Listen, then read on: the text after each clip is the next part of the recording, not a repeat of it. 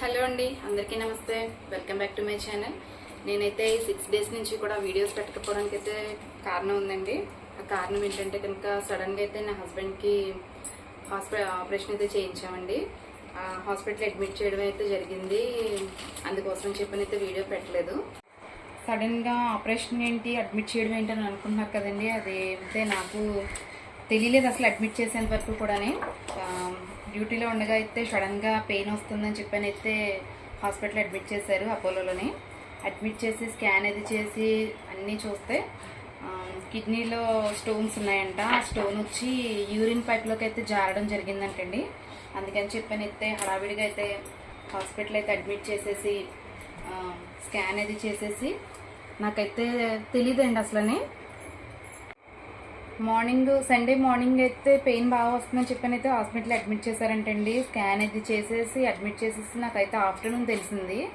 నేనైతే ఆఫ్టర్నూన్ తెలిసిన తర్వాత ఏంటి ఇంత సడన్గా హాస్పిటల్గా అడ్మిట్ చేయడం ఏంటని చెప్పని అయితే హడావిడికి వెళ్ళినప్పటికి ఆపరేషన్ అయితే పడుతుందని చెప్పారు. ఎందుకంటే స్టోన్ కిడ్నీలో ఉండకుండా అది యూరిన్ పైప్లోకి అయితే జారిపోవడం జరిగిందంట. దానికోసం చెప్పని అయితే పెయిన్ భరించలేకపోతున్నారని చెప్పి హాస్పిటల్ అయితే ఆపరేషన్ చేయాలన్నారు. సండే మార్నింగ్ అయితే అడ్మిట్ చేశాం కదండి. మండే 10 కల్లా ఆపరేషన్ అయితే చేసేసారు. మమ్మల్ని అయితే మంగళవారం డిశ్చార్జ్ చేశారు. అయితే మంగళవారం పంపించేయడానికి ఒక 2 డేస్ 3 డేస్లో పంపించేయడానికి రీజన్ ఏంటంటే అండి, మనకైతే స్కిన్ కట్ చేయకుండా స్టిచ్చెస్ వేయకుండా అయితే ఆపరేషన్ చేశారు. అదే గన్ షాట్ ద్వారా అయితే ఎక్విప్మెంట్ పంపించి అయితే బాడీలోకి చేస్తారు కదా, అలా అయితే చేశారు. చేసిన తర్వాత అయితే బాడీలో అయితే ఒక స్టంట్ అయితే ఉంచారంట. దాన్ని అయితే ఒక 2 వీక్స్ తర్వాత అయితే మళ్ళీ రిమూవ్ చేయడానికి అయితే హాస్పిటల్కి తీసుకురమ్మన్నారు. హాస్పిటల్ నుంచి డిశ్చార్జ్ చేసి మెడిసిన్ అంతా ఇచ్చారు. కంటిన్యూగా అయితే అదంతా వాడిన తర్వాత అయితే మళ్ళీ తీసుకురమ్మన్నారు, తీసుకెళ్ళాలి. తర్వాత అయితే హాస్పిటల్కి తీసుకెళ్తానండి. ఇంత సడన్గా హాస్పిటల్ అడ్మిట్ చేయడం అంటే కూడా అసలు నాకు తెలియలేదు. నాకు అక్కడ డ్యూటీ నుంచి తీసుకొచ్చి మళ్ళీ మాకు ఇంటికి దింపే వరకు కూడా మొత్తం బాధ్యత అంతా కూడా కంపెనీ వారే చూసుకున్నారండి. మా హస్బెండ్కి హెల్త్ ఇన్సూరెన్స్ ఉంది చేస్తున్న కంపెనీలోని. వాళ్ళైతే మటుకు జాయిన్ చేసి ఆపరేషన్ అది చేయించి మొత్తం అంతా వాళ్ళే చూసుకున్నారు. మెడిసిన్ అన్నీ కూడా వాళ్ళే చూసుకున్నారు. నేనైతే ఆ కంపెనీ వారికి ఒక చిన్న థ్యాంక్స్ అని ఒక చిన్న మాటతో చెప్పేస్తే సరిపోతుంది, కానీ నేను అలా చెప్పదలుచుకోవట్లేదు. ఎంత చెప్పినా కూడా సరిపోదు. అందుకే నేనైతే థ్యాంక్స్ చెప్పట్లేదు, మనసులోనే పెట్టుకుని ఎప్పటికీ కూడా మర్చిపోకుండా అయితే తలుచుకుంటాను.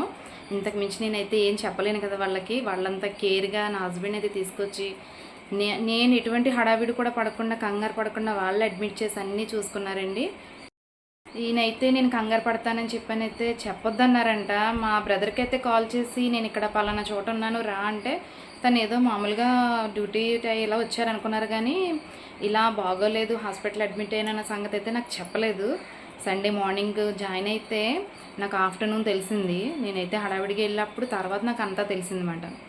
ఇంత జరిగిందండి. అందుకని చెప్పనైతే నేను వీడియోస్ పెట్టడానికి కాదు కదా, కనీసం నేను ఎలాంటిది కూడా పట్టించుకోలేదు. ఎందుకంటే ఇప్పుడు నాకు పెళ్ళి ఇన్ని సంవత్సరాల్లో కూడా నా హస్బెండ్ ఎప్పుడు కూడా హాస్పిటల్ ఇలా ఉండడం కానీ కనీసం ట్యాబ్లెట్ ఇంజెక్షన్ కూడా వేసుకోవడం అనేది నాకు అస్సలు తెలియదు. అందుకే ఒకసారిగా ఆయన అలా బెడ్ మీద చూసి నాకైతే ఏం చెయ్యాలో కూడా కాళ్ళు చేతులు ఆడలేదు. నేనేమో మా బ్రదరు నేనే హాస్పిటల్లో ఉండిపోయాం. నా బ్రదరు నేను హాస్పిటల్లో చూసుకుంటే పిల్లల్ని అయితే మా చెల్లి మా అమ్మగారు అయితే చూస్తున్నారు ఇంటి దగ్గర.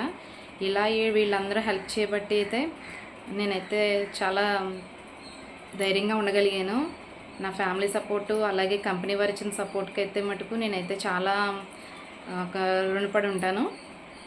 ఇప్పుడైతే తనకి సాఫ్ట్ ఫుడ్ పెట్టమన్నారు. కారం, ఉప్పు, పులుపులు అన్నీ తగ్గించేసి అయితే పెట్టమన్నారు. తన కోసం అయితే ఇప్పుడు పప్పు చేద్దాం అనుకుంటున్నాను. టిఫిన్ కూడా చాలా సాఫ్ట్ ఫుడ్ పెడుతున్నానండి. ఇడ్లీ, దోశ లైట్గా సింపుల్గా కొద్దిగా చట్నీస్ అయితే చేసి పెడుతున్నాను. అంటే కొన్ని రకాల కాయగూరలు అయితే పెట్టొద్దని చెప్పారు డాక్టర్ గారు. అవైతే అవాయిడ్ చేసేసి మిగతాయి తను తినగలిగేవి బాగుండి అయితే పెడుతున్నాను. పిల్లలకి మా హస్బెండ్కి అయితే అందరికీ టిఫిన్స్ పెట్టేశానండి. అలాగే నేను తిందామని చెప్పినైతే టిఫిన్ వేసుకుంటున్నాను, దోశలు ఇవాళ. అలాగే పిల్లలకి కాలేజెస్ తీస్తారండి. మా అమ్మాయికి అయితే ఫ్రైడే నుంచి స్కూలు, మా అబ్బాయికి అయితే కాలేజ్ తీస్తారు. తన కోసం అని చెప్పి లంచ్ బాక్స్లోకి కర్రీని అయితే చేశాను. మా వారికి అయితే దోశల్లోకి అయితే కొత్తిమీర పచ్చడి చేశానండి. మంచిదే కదా కొత్తిమీర కూడా అని చెప్పేసి దానికోసం చేశాను. కూర కోసం అయితే కందిపప్పు తీసుకున్నానండి. కందిపప్పులో అయితే ఆనపకాయ వేద్దాం అనుకుంటున్నాను. కొంచెం అంత సాల్ట్, కొంచెం అంత పులుపు తక్కువ, చాలా తక్కువ పులుపు వేస్తాను. ఎందుకంటే పులుపు ఉప్పు ఎక్కువ వేయొద్దని చెప్పారు. అసలు ఎక్కడ టమాటా కూడా వాడలేదండి ఆయనకి.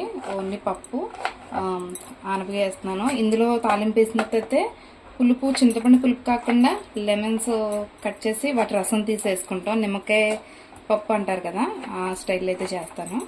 మా కోసం అయితే మార్నింగ్ పిల్లలకి లంచ్ బాక్స్ అన్నాను కదండి, అది ప్రిపేర్ విడివిడిగా వండుతున్నానండి. ఎందుకంటే ఉప్పు కారాలు అన్నీ కూడా తగ్గించేసి ఆయన మటుకు సపరేట్గా వండుతున్నాను. అలాగే కరివేపాకు పొడి కోసం అని చెప్పనైతే ఒక పెద్ద కట్ట కరివేపాకు తీసుకుని కడిగేసి ఇలాగ జాలీలు దీంట్లో వేసుకున్నాను. ఇప్పుడు ఇదంతా తడారిన తర్వాత పొడి అయితే ప్రిపేర్ చేస్తాను.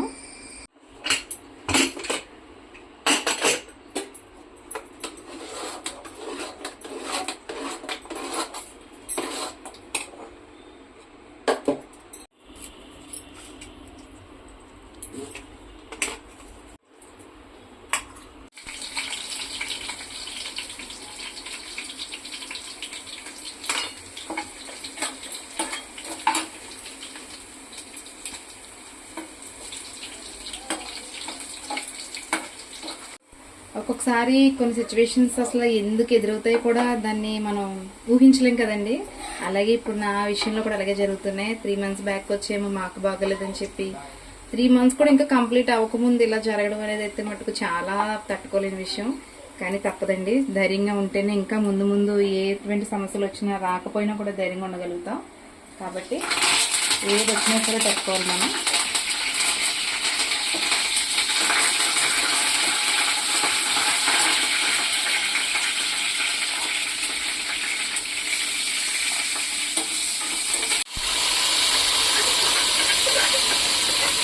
Oh.